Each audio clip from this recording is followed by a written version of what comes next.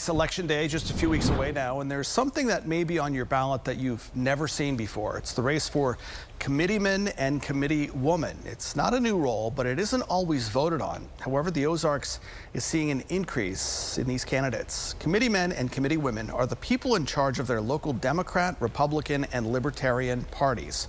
So for each ward in a town, in a county, there is one committeeman and one committeewoman. Now, this person's responsible for getting people in their neighborhoods and precincts to vote and help find election judges and poll watchers for Election Day. If there are vacancies in their party, committee members are able to give recommendations to the governor about people they believe could fill that position.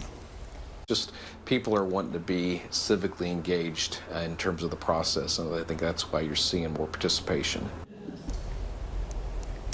And just in Greene County, there are more than 20 towns and wards seeing the committeeman and committeewoman on their ballots just for the Republican Party. Now, committeemen and committeewomen are only voted on every 2 years and only appear on ballots if there are two people running against each other.